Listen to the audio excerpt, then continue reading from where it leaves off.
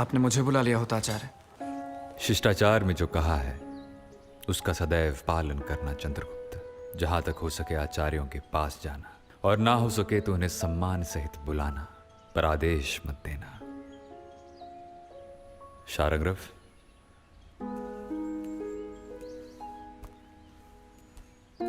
आज से तुम इसका अभ्यास करोगे और अपने कर्तव्यों का निर्वाह करोगे। इसमें शारंग्रव और निपुणक तुम्हारी सहायता करेंगे। मैंने ऋषि परंपरा और अपने आचार्यों से जो भी सीखा है वो इसमें लिखा है। मैं नीति शास्त्र की महान परंपरा का एक साधारण उत्तराधिकारी हूं। मैं चाहता हूं कि तुम इस धरोहर के महान उत्तराधिकारी बनो।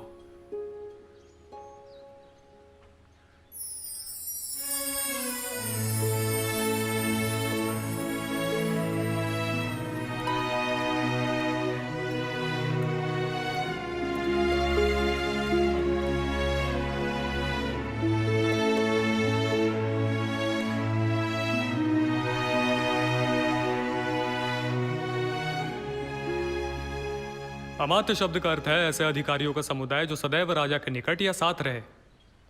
आचार्य भारद्वाज का मत है कि राजा अपने सहपाठियों को अमात्य पद पर नियुक्त करे, क्योंकि राजा मित्रों के हृदय की पवित्रता से परिचित होता है, वो उनके सामर्थ्य को भी जानता है। ऐसे ही अमात्य राजा के विश्वास पात्र होते हैं। आचार्य विशालाक्ष का कहना है कि ऐसा उचित नहीं है। एक साथ खेलने उठने बैठने के कारण सहपाठी अमात्य राजा का तिरस्कार कर सकते हैं। इसलिए अमात्य उनको बनाना चाहिए जो गुप्त कार्यों में राजा का साथ देते रहे। समानशील और समान व्यसन के कारण ऐसे अमात्य गुप्त बातों का भेद खुल जाने के भय से राजा का अपमान नहीं करते। आचार्य पाराशर के मत से आचार्य विशालाक्ष की उक्तियां दोषपूर्ण है। ऐसा करने से यह भी संभव है कि गुप्त बातों का भेद खुल जाने के भय से राजा ही अमात्यों के हाथ की कठपुतली बन जाए, क्योंकि राजा जितनी ही अपनी गुप्त बातें प्रकट करता है उतना ही शक्तिहीन होकर अमात्यों के वश में हो जाता है। इसलिए अमात्य उनको नियुक्त करना चाहिए जो राजा की प्राणघातक आपत्तियों से रक्षा करे।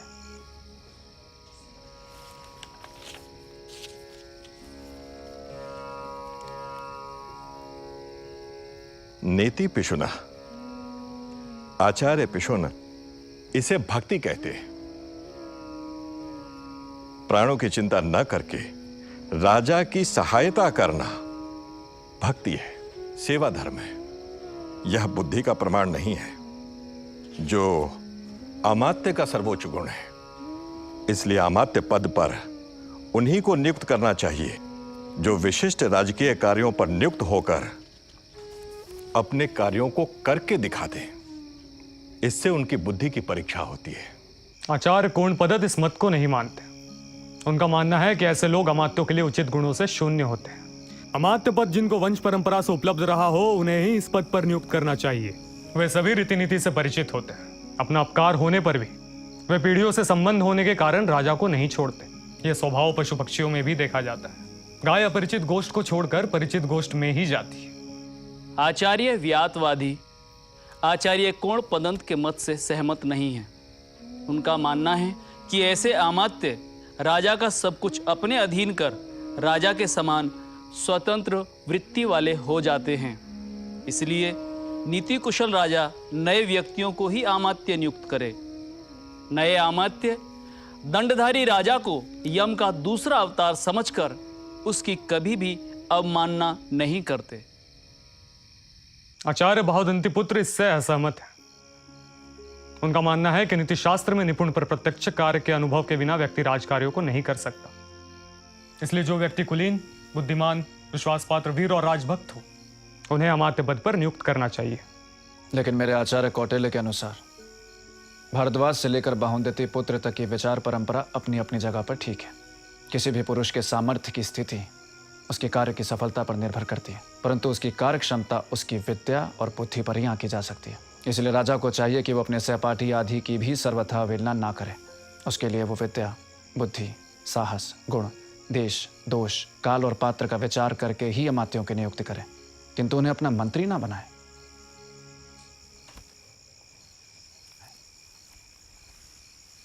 मैं आचार्य को सूचित कर दूंगा कि सम्राट ने स्वाध्याय करना प्रारंभ कर दिया और उनकी स्मरण शक्ति अद्भुत है। आचार्य की अनुमति मिलते ही हम मंत्री और पुरोहित नियुक्ति और गुप्त उपायों द्वारा अमात्यों के आचरण की परीक्षा का अभ्यास करेंगे। शारंग्रव,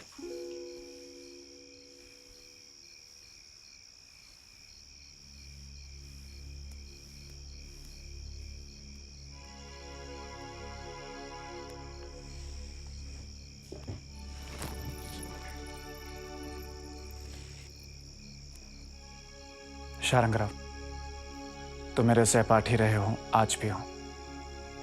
निपुणक मेरा सहपाठी रहा है, आज भी है। मैंने कभी तुम दोनों की अवहेलना नहीं की। तो फिर तुम दोनों मेरी अवहेलना क्यों कर रहे हो? सम्राट की अवहेलना करने वाले सम्राट के कृपा पात्र नहीं रहते राजन। मैं अपनी मर्यादा का पालन कर रहा हूं। यदि मेरी जगह आचार्य किसी और को मगध का सम्राट नियुक्त करना चाहते हैं तो नियुक्त कर दें, पर वो मुझे अपने स्नेह से वंचित ना करें।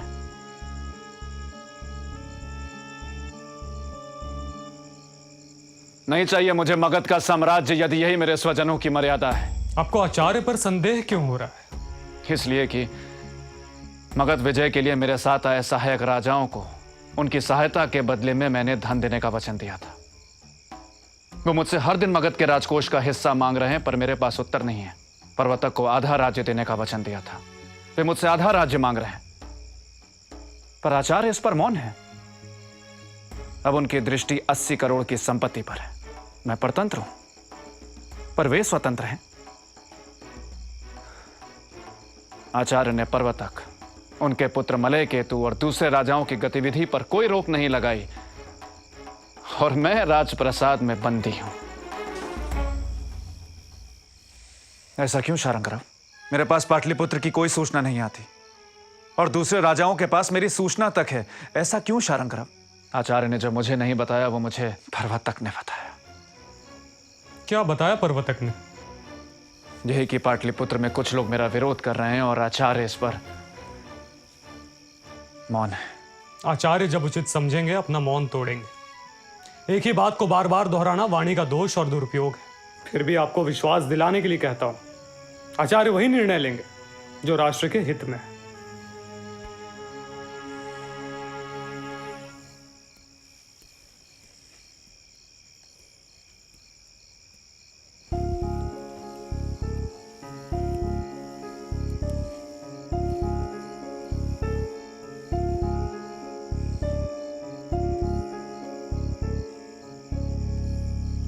अमात्य, आचार्य विष्णुगुप्त ने आपको राजद्रोही और भगोड़ा घोषित कर दिया है। पूरे नगर में बार बार यही घोषणा हो रही है। अमात्य राक्षस की सहायता करने वाले को राजद्रोह का दंड दिया जाएगा।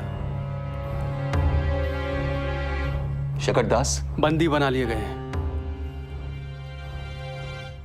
और चंदनदास? उनसे पूछताछ हो रही है। उन्हें पाटलिपुत्र से बाहर जाने से मना कर दिया है। उनकी नौकाओं को कब्जे में ले लिया है। पर्णशालाओं पर पहरा बिठा दिया गया है। हर वस्तु पर शासन की मोहर लगा दी गई है।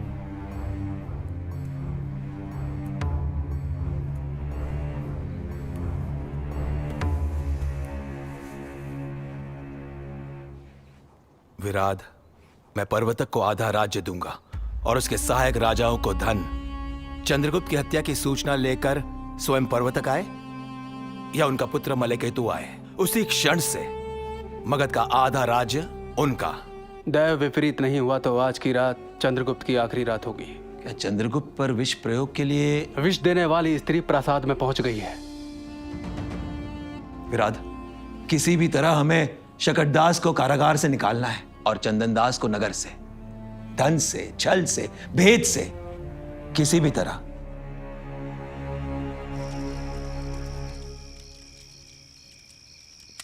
शासन के प्रमुख राज्य अधिकारियों की संख्या कितनी है? 18। कौन है ये 18 अधिकारी?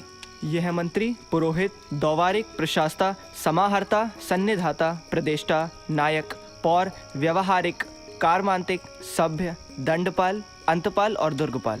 दौवारिक यानी? राज प्रासाद का प्रधान अधिकारी। दौवारिक का कर्तव्य क्या है? आगंतुकों के उनके पद और योग्यता के अनुसार उनके बैठने की व्यवस्था और उनकी जांच। अंतर्वांशिक यानी? अंतःपुर का रक्षक। प्रशास्ता यानी? कारागार का प्रधान अधिकारी। समाहर्ता यानी? राजस्व या राज्य की आय का अधिकारी। उत्तर वैदिक काल और महाभारत काल में राजस्व अधिकारी को क्या कहते थे? उत्तर वैदिक काल में भागदुग और महाभारत काल में द्रव्य संचय करता। सन्निधाता यानी? राजकोष का अधिकारी या कोषाध्यक्ष। सन्निधाता के कर्तव्य? कोषगृह, पर्ण्यगृह, भांडारगृह, अन्नागार, शास्त्रागार और कारागार का निर्माण, साथ ही न्यायालय और सचिवालय का निर्माण। सन्निधाता और समाहर्ता में क्या अंतर है? समाहर्ता राजस्व एकत्र करता है और सन्निधाता उसे सुरक्षित रखता है। प्रदेष्टा यानी? दंडाधिकारी या आयुक्त। प्रदेष्टा के कर्तव्य? गोप और स्थानिक क्षेत्रों में राज्य के शत्रुओं का दमन, समाहर्ता के साथ अलग अलग विभाग के अध्यक्षों और उनके नीचे काम करने वाले कर्मचारियों पर निगरानी, अपराधियों को दंड सुनाना और देना। नायक यानी सैनिकों का प्रधान अधिकारी। क्या सेनापति और नायक एक हैं? नहीं, सेनापति नायक से बड़ा होता है। नायक सेना के आगे रहता है और सेनापति पीछे। सेनापति मंत्री परिषद का सदस्य होता है, नायक नहीं। सैनिक छावनियां नायक बनवाता है, सेनापति नहीं। 18 तीर्थों और राज्य अधिकारियों की सूची में सेनापति का नाम पहले आता है। युवराज के साथ सेनापति रहता है, नायक नहीं। सैनिकों को पुरस्कार का वचन देकर प्रोत्साहन सेनापति देता है, नायक नहीं। सेनापति का वेतन भी नायक से अधिक होता है।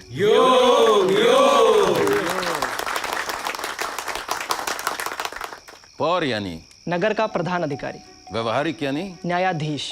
कर्मांतिक यानी खानों कारखानों का प्रधान अधिकारी।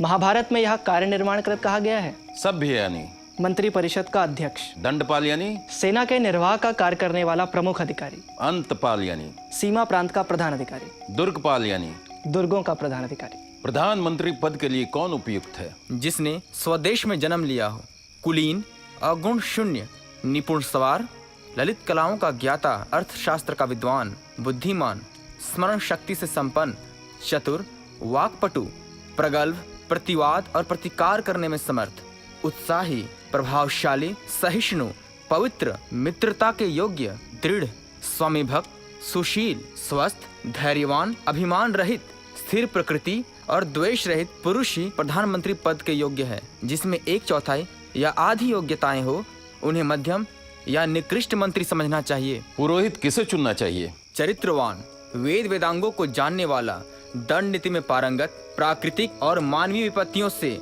लड़ने का साहस रखने वाले को ही पुरोहित नियुक्त करना चाहिए। राजा और पुरोहित का कैसा संबंध होना चाहिए? जैसे आचार्य के पीछे शिष्य, पिता के पीछे पुत्र, स्वामी के पीछे सेवक चलते हैं, वैसे ही राजा को पुरोहित के पीछे चलना चाहिए। साधु साधु यो। मंत्री परिषद में मंत्रियों की संख्या कितनी होनी चाहिए? मनु को मानने वाले विद्वानों के अनुसार मंत्री परिषद में 12 माते होने चाहिए। बृहस्पति को मानने वालों के अनुसार 16 मंत्री होने चाहिए और शुक्राचार्य को मानने वालों के अनुसार 20 मंत्री होने चाहिए। आचार्य कौटिल्य के अनुसार मंत्रियों की संख्या मंत्रियों के काम करने के सामर्थ्य के आधार पर तय करनी चाहिए। मंत्री परिषद में निर्णय किस आधार पर होना चाहिए? मंत्री परिषद में निर्णय मंत्रियों के बहुमत के आधार पर होना चाहिए। आचार्य, पर्वतक और उनके सहायक राजा नट नर्तक गणिकाओं को उत्सव के लिए आज शाम को बुलाना चाहते हैं। आग और विष का खेल दिखाने की अनुमति नहीं है। नर्तक और नर्तकियों को वाद्य, वस्त्र और अलंकार प्रसाद से ही दिए जाएं। वस्त्र और आभूषणों को विष के लिए परखा जाए। प्रासाद में आने वाले हर स्त्री पुरुष का नाम और पूरा विवरण लिखा जाए। प्रासाद के भीतर या बाहर जाने वाली वस्तुओं पर राजकीय मोहर हो। ये शकटदास के वध का आदेश है।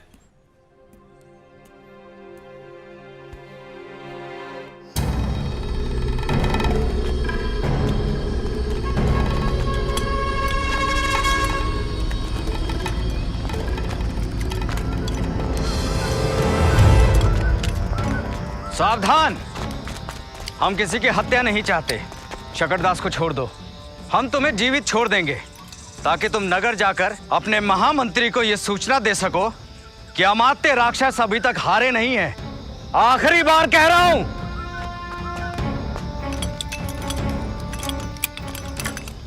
अरे शकटदास, इन सभी के हथियार ले लीजिए। अब जो अपने प्राण बचाना चाहता है वो भागे।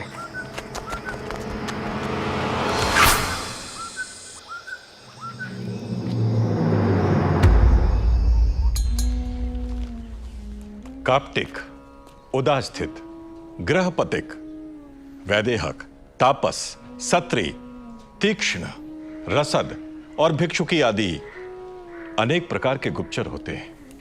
विद्यार्थी की वेशभूषा में रहने वाला गुप्तचर काप्टिक कहलाता है। निपुणक, मेरे आसपास तो विद्यार्थी ही विद्यार्थी हैं। जिस किसी की भी काप्टिक हानि होता देखें, तुरंत मंत्री को सूचित करें।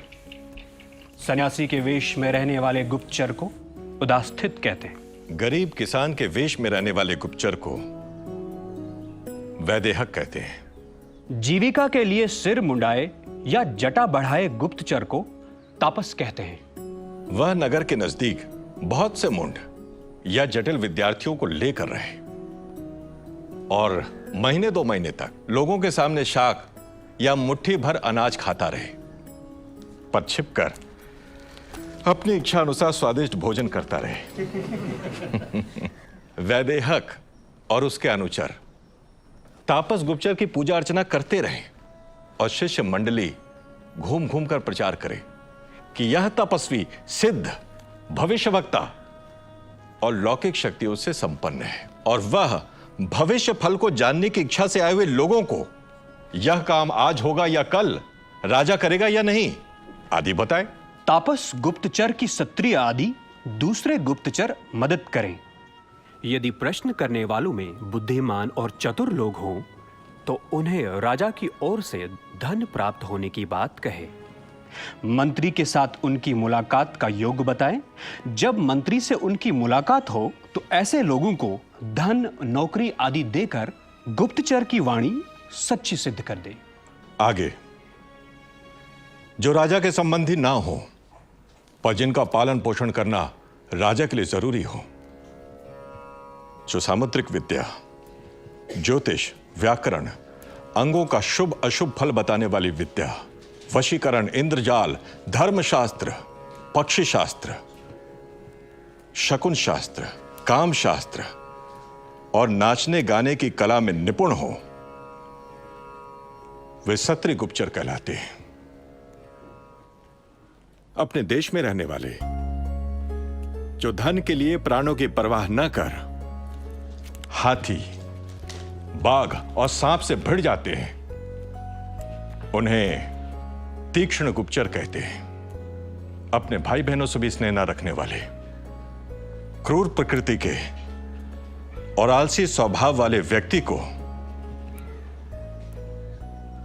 रसद कहते हैं। यानी ये जहर देने वाले गुप्तचर हुए ना आचार्य? बिल्कुल। आगे, नौकरी चाहने वाली, गरीब, प्रौढ़, विधवा, दबंग ब्राह्मणी, रनिवास में सम्मानित प्रधान अमात्यों के घरों में प्रवेश पाने वाली, सन्यासी के वेश में काम करने वाली परिव्राजिका नाम की गुप्तचरी कहलाती है। इसी तरह मुंडा या बौद्ध भिक्षुणी और वृषली आदि स्त्री गुप्तचर होती हैं। राजा को चाहिए कि वह क्षत्रिय गुप्तचरों को मंत्री, पुरोहित, युवराज, द्वारिक, अंतर्वांशिक, प्रशास्ता, समाहर्ता, सन्निधाता, प्रतिष्ठा, पौर, व्यवहारिक, कार्मांतिक, मंत्री परिषद अध्यक्ष, दंडपाल, दुर्गपाल, अंतपाल, अटवीपाल के पास उनके कौशल, वाणी, कुलीनता के आधार पर उनकी भक्ति और सामर्थ्य की परीक्षा करके रखे।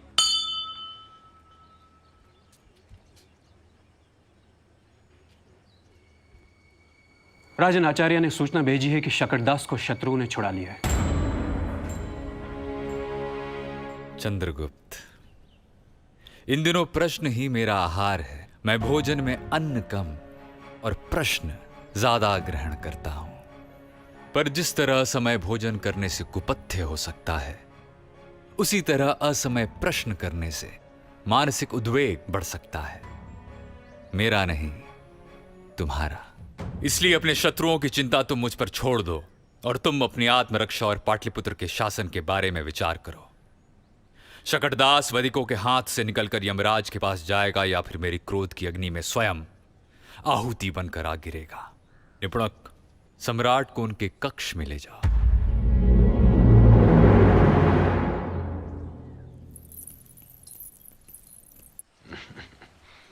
अच्छा हुआ तुम उस दुष्ट के हाथों मरने से बच गए।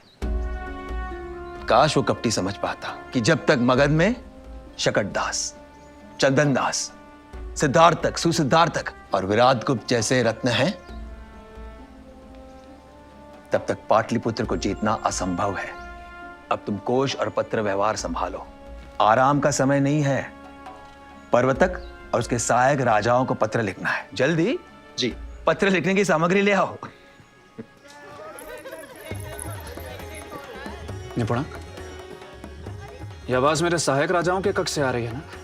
हाँ राजन, क्या सोचकर आचार्य ने उन्हें उत्सव मनाने की अनुमति दी? यह उत्सव उनके शोक का कारण भी हो सकता है। तुम सब आचार्य की भाषा क्यों बोलते हो? यहाँ कौन है जो आचार्य की भाषा नहीं बोलता राजन? पाटलिपुत्र पर विजय के पहले आप भी आचार्य की भाषा ही बोलते थे। यदि आप उनके योग्य शिष्य बने तो जीवन भर आप उनकी ही भाषा बोलेंगे। इसलिए शांत चित्त होकर मेरे साथ स्वाध्याय करिए। कितनी बार एक ही अध्याय पढ़ूं? जब तक अर्थशास्त्र और दंड नीति आपका स्वभाव न हो जाए राजन। एक आचार्य जीवन भर कुछ पाठों को दोहराते रहता है, पर कभी नहीं पूछता कितनी बार दोहराऊं। ये शास्त्र विलास दूसरे विलासों से अच्छा है राजन। ये शास्त्रों का अमृत है। मधु के लिए अभी आपको अनुमति नहीं है, अभी तो आप यही पीछिए।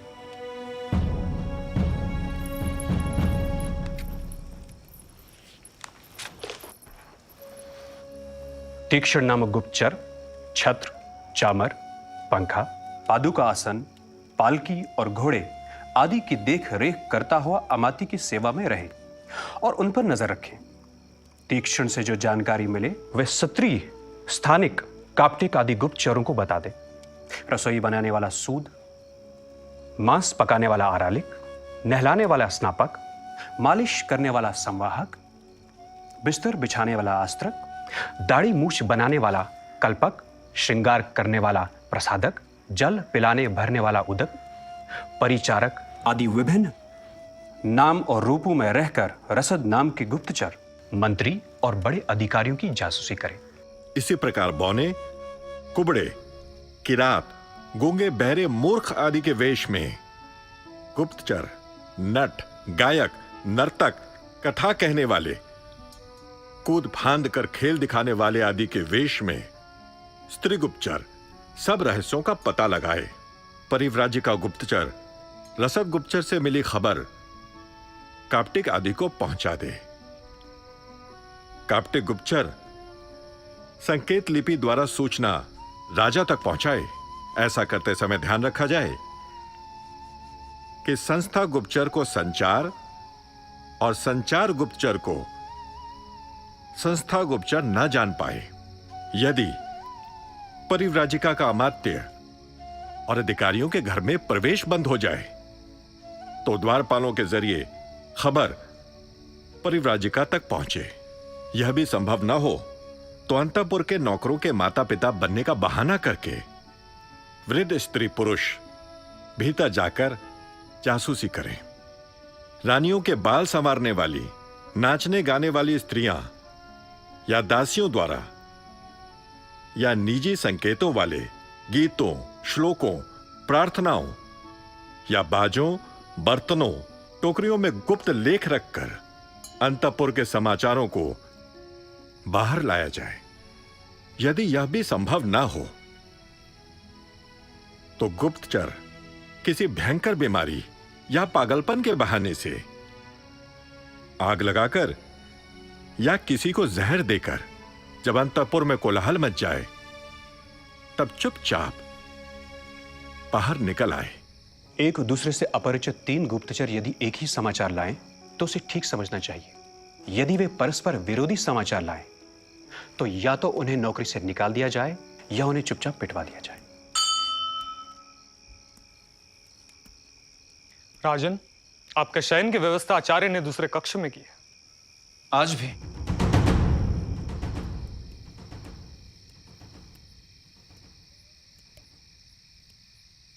नींद नहीं आ रही अमात्य? लीजिए।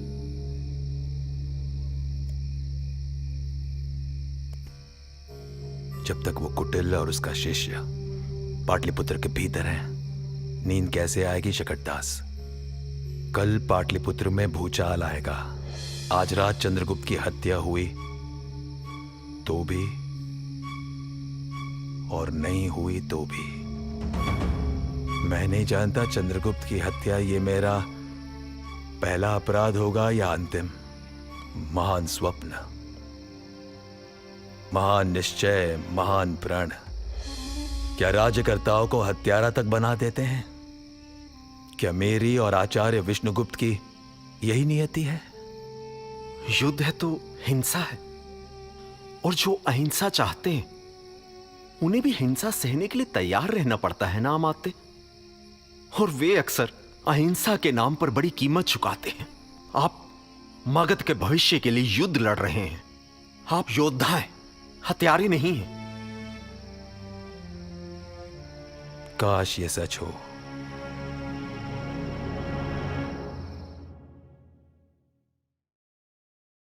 अपने प्रति प्रजा और नगरवासियों का अनुराग द्वेष जानने के लिए वहां भी राजा गुप्तचरों की नियुक्ति करें। गुप्तचर अफवाहों पर भी ध्यान दें। जो लोग राजा से संतुष्ट हों उन्हें धन और सम्मान देकर और भी संतुष्ट करना चाहिए। जो लोग किसी कारण राजा से अप्रसन्न हों उन्हें धन और सम्मान देकर प्रसन्न करना चाहिए। फिर भी वे असंतुष्ट बने रहें तो उनके विरुद्ध दंड और कर संबंधी अधिकारों का प्रयोग कर राष्ट्र के साथ उनका द्वेष कराते हैं। यानी विरोधियों को अपराध और कर के मामले में फंसाया जाए।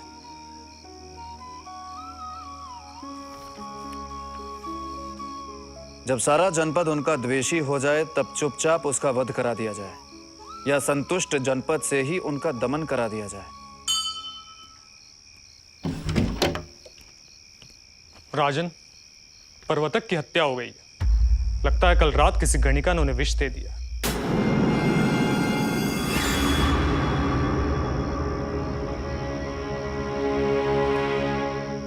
यदि राजा पर्वतक को विष किसी स्त्री ने दिया तो उनका पुत्र मलय केतु और मेरे दूसरे सहायक राजा भाग क्यों गए? किसकी आज्ञा से पर्वतक को विष दिया गया आचार्य? अमात्य राक्षस। ये झूठ है आचार्य। चंद्रगुप्त, सच तो यही है कि विष देने की आज्ञा अमात्य राक्षस ने दी, पर पर्वतक के लिए नहीं बल्कि तुम्हारे लिए। मेरा अपराध सिर्फ इतना है कि मैंने तुम्हें उस कमरे में सोने नहीं दिया जिस कमरे में पर्वतक की मृत्यु हुई थी। शारंगरव, अपने सम्राट को प्रमाण दो कि उनके सभी साथी अमात्य के साथ मिलकर मलय केतु को सिंहासन, राज्य और कोष के बंटवारे की योजना बना रहे थे। नहीं चाहिए मुझे ऐसा साम्राज्य जहां हर कदम पर घात प्रत्याघात छल प्रपंच हो आचार्य। अर्जुन को भी ऐसा ही विषाद हुआ था युद्ध भूमि में चंद्रगुप्त। पर मत भूल कि जुए में छल करने वाले भाई थे, द्रौपदी को भरी सभा में घसीट कर लाने वाले भाई थे, और युद्ध के बिना सुई की नोक के बराबर भूमि ना देने वाले भी भाई थे। ऐसा ही विषाद युधिष्ठिर को भी हुआ था युद्ध में विजयी होने के बाद। पर अभी जिन दुष्टों से तुझे सहानुभूति हो रही है, उन दुष्टों को पाटलिपुत्र पर आक्रमण करने का आमंत्रण मैंने नहीं दिया था। इसलिए राष्ट्रद्रोहियों को कठोर दंड देने के लिए सज्ज हो। चंदनदास सभी षड्यंत्रों में अमात्य राक्षस की सहायता कर रहा है और उसी के धन बल पर राक्षस पाटलिपुत्र को जीतने का स्वप्न देख रहा है। शारंगरव, सम्राट चंद्रगुप्त की आज्ञा से चंदनदास को बंदी बनाया जाए और उसे नगर में घुमाया जाए, और आज सूर्यास्त से पहले उसका वध कर दिया जाए। सम्राट आज्ञा दें। अमात्य, अमात्य, अमात्य, अमात्य! चंदनदास को नगर में घुमाकर वध स्थल पर ले जाया जा रहा है। इस बार चंदनदास को बचाना संभव नहीं लगता। अब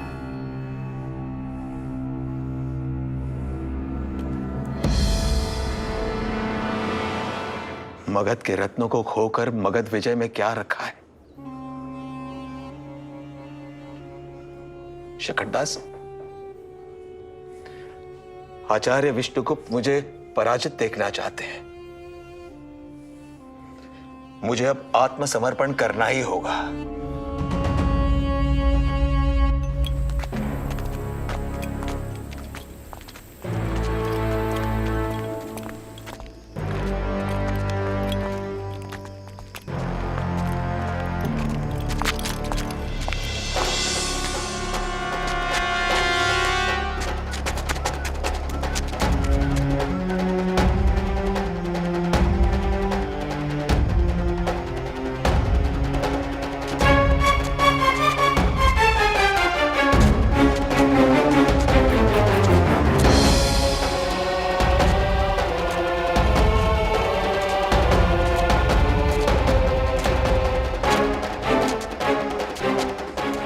आचार्य, दो लोग इसी ओर आ रहे हैं। उन्हें आने दो, वो अमात्य और शकटदास ही होगा।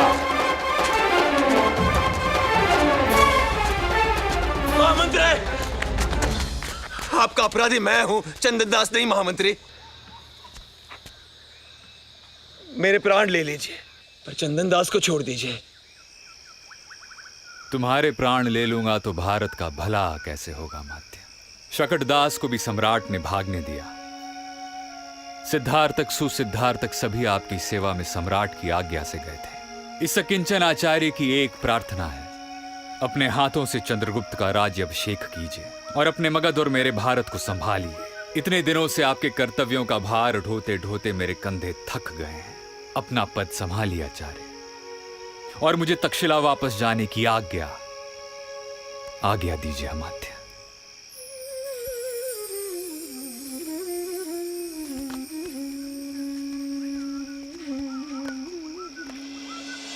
यानी आचार्य कौटिल्य का सारा प्रपंच अमात्य राक्षस को चंद्रगुप्त का महामात्य बनाने का था।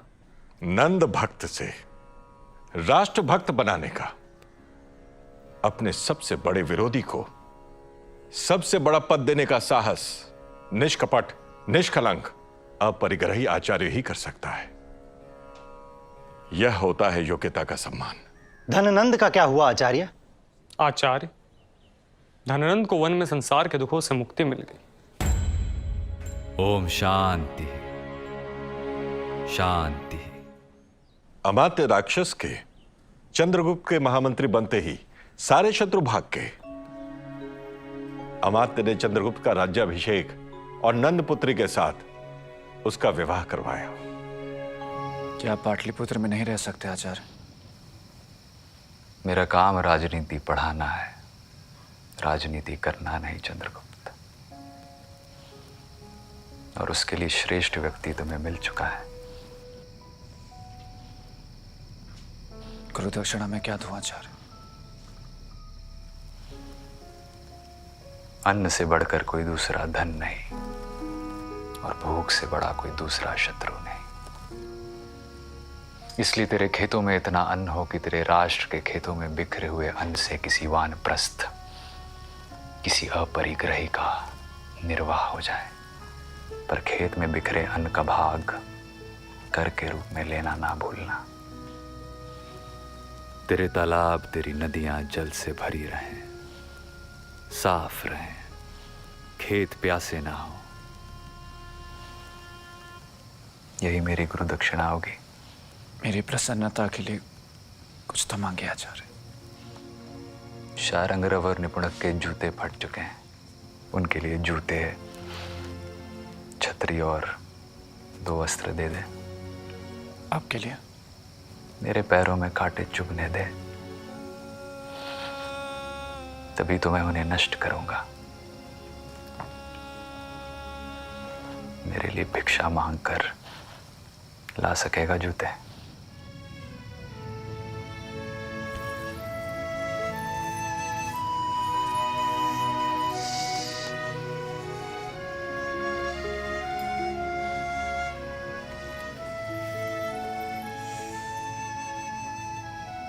अब शिखा को बांध लीजिए आचार्य। आचार्य विष्णुगुप्त शारंगरव और निपुणक के साथ तक्षशिला चले गए। नंद साम्राज्य का अंत हुआ और मौर्य साम्राज्य का उदय।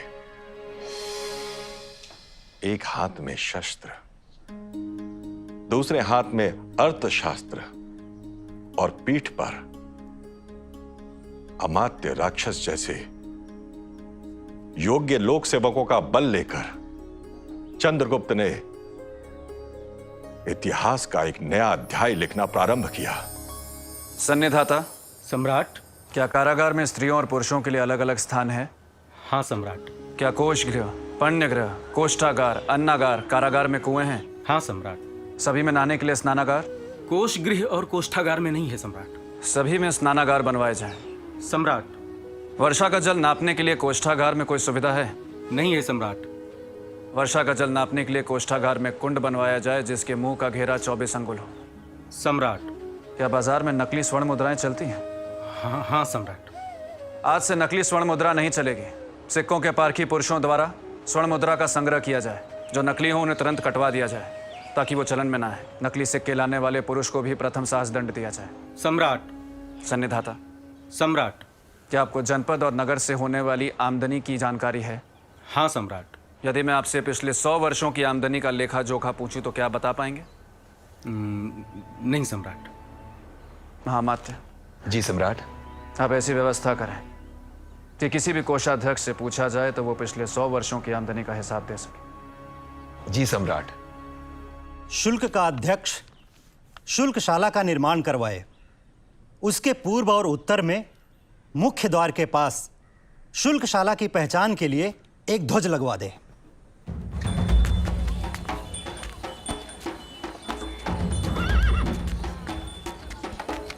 माल को नगर के बाहर या भीतर ले जाने वाले हर व्यापारी का नाम, उनकी जाति, उनका निवास और माल का पूरा विवरण और कहां-कहां मुहर लगी है ये लिखा जाना सम्राट ने अनिवार्य कर दिया है। इसलिए कोई बहस नहीं। शुल्काध्यक्ष, इनके माल पे मुहर नहीं लगी है, क्या करूं? इनकी जितनी चुंगी बनती है उसका दुगना जुर्माना करो। जी चलिए।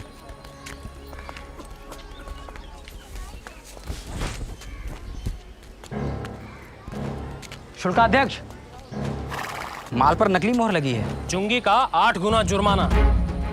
शुल्काध्यक्ष, माल पर मोहर लगाकर मिटा दी गई है। व्यापारी को 3 घड़ी ऐसी जगह पर बिठाओ कि आने जाने वाले सभी व्यापारी का अपराध जान सकें। शुल्कशाला की ध्वजा के नीचे एकत्र होकर व्यापारी लोग अपने माल का नाम, उसकी कीमत, उसका वजन आदि की बोली लगाएं। 3 बार बोली लगाने पर जो भी माल खरीद ले उसे माल दे देना चाहिए। यदि माल खरीदने वालों में होड़ लग जाए तो माल का मूल्य बढ़ाकर बोली लगाई जाए और तय आमदनी से अधिक मूल्य और उसकी चुंगी राजकोष में जमा की जाए। अधिक चुंगी देने के डर से जो व्यापारी अपने माल और उसके मूल्य को कम बताए, उसके कम बताए गए माल को राजा ले ले या व्यापारी से 8 गुना शुल्क वसूल किया जाए।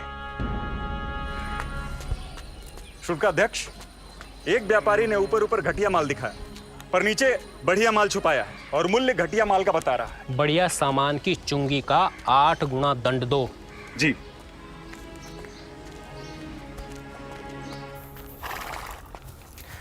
क्यों अंतपाल, मार्ग रक्षा कर के रूप में खूब धन कोष में जमा हो रहा है। अंतपाल को मार्ग में खोए हुए या चुराए हुए सामान की भरपाई का आदेश भी तो सम्राट ने दिया है। माल ढोने वाले गाड़ी पर 1.25 पण, घोड़े, खच्चर, गधे आदि 1 खुर वाले पशुओं की गाड़ी पर 1 पण, बैल आदि पर आधा पण, बकरी, भेड़ आदि छोटे पशुओं पर 1/4 पण और कंधे पर भार ढोने वाले व्यक्ति पर 1 मास के हिसाब से आपका मार्ग कर 10 पण हुआ। सम्राट, शुल्काध्यक्ष ने एक व्यापारी की चुंगी माफ कर दी थी। क्या तुमने उससे रिश्वत ली थी? नहीं सम्राट, वो व्यापारी मेरा मित्र था।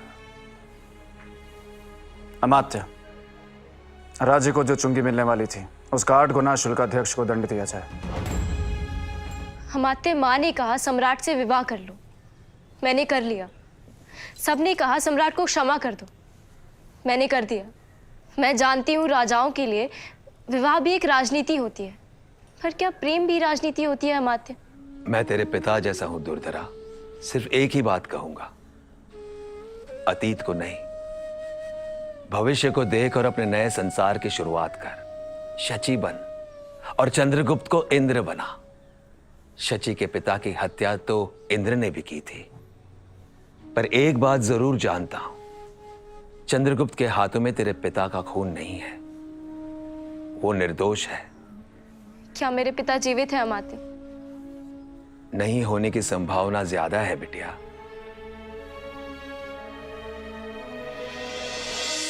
सम्राट किसी भी पल कार्यालय का निरीक्षण करने और कर का हिसाब देखने आ सकते हैं। सम्राट कोई सवाल करे तो भूल नहीं होनी चाहिए, इसलिए मैं जो पूछूं उसे ध्यान से सुनकर उसका उत्तर देना। जी आर्य। राज्य के बाहर से आने वाले माल पर कितना कर? मूल्य का 5वां हिस्सा आर्य। फूल, फल, साग, कंदमूल, बीज, सूखी मछली और मांस पर कितना कर? मूल्य का 6वां हिस्सा आर्य। मोटे और महीन रेशमी कपड़े, कीमखाब, सूती कवच, हरताल, हिंगुल, लोहा, गेरू, चंदन, अगर, पीपल, मादक बीजों से निकाला गया द्रव्य, सुरा, हाथी दांत, मृगचर्म, रेशमी धागे, बिछौना, ओढ़ना, अन्य रेशमी वस्त्र, भेड़ और बकरी की ऊन के बने कपड़ों पर कितना कर? मूल्य का 15वां हिस्सा आर्य। कर के प्रकार 3 महामात्य। कौन से? अपने राज्य में उत्पन्न वस्तुओं पर कर, राजधानी या नगर के भीतर उत्पन्न वस्तुओं पर कर, विदेश से आने वाली वस्तुओं पर कर। राज्य के बाहर से आने वाले माल पर कितना कर? मूल्य का 5वां हिस्सा महाअमात्य। मामूली सूती कपड़ों, चौपाइयों, दुपाइयों, सूत, कपास, दवाई, लकड़ी, बांस, छाल, बैल आदि पशुओं के चमड़े, मिट्टी के बर्तन, अनाज, तेल, खारा नमक, मद्य और पके हुए अन्न पर कितना कर लिया जाता है? मूल्य का 20वां भाग महामात्य। बताओ, चीजों को बेचने के बारे में क्या नियम है? जो वस्तुएं जिस भूमि पर पैदा हुई हो उसे वहां नहीं बेचना चाहिए। क्यों? ताकि बेचने वाले को हाट बाजार में उसका उचित मूल्य मिल सके और राज्य को कर मिले। सम्राट, फल फूल के ही बगीचों में फल फूल बेचने वालों को कितना दंड देना चाहिए? 54 पण सम्राट। खेतों में पैदा हुए शाक भाजी कंदमूल को खेतों में ही बेचने खरीदने वालों को कितना दंड? 52 पण सम्राट। अनाज के खेतों में ही अनाज खरीदने वालों को कितना दंड? 53 पण सम्राट। राजा के खेत में खरीदने बेचने वालों को कितना दंड? राजभूमि में खरीदने वाले को 1 और बेचने वाले को 1.5 पर दंड सम्राट।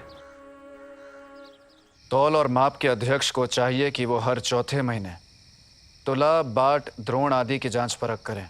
जो व्यापारी तय समय पर जांच ना करवाए उसे 27.25 पण दंड देना चाहिए।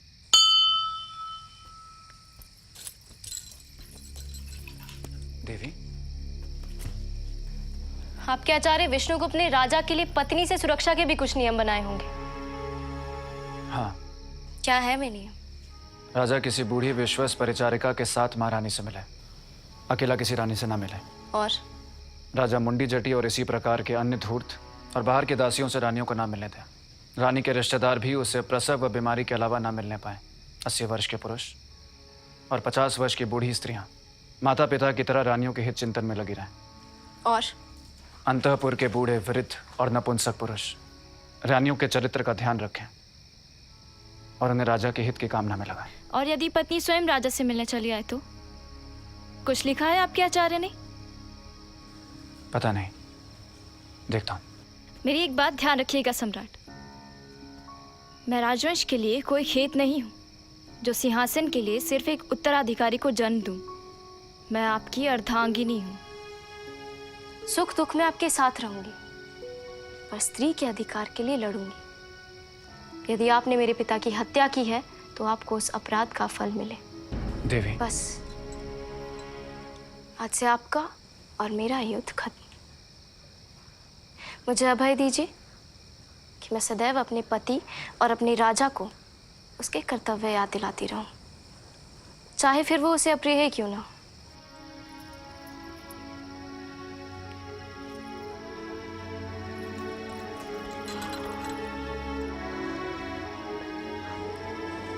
अभेद्य दुर्धर। मनु से लेकर कौटिल्य तक के ज्ञान प्रवाह का यह कोश है सम्राट।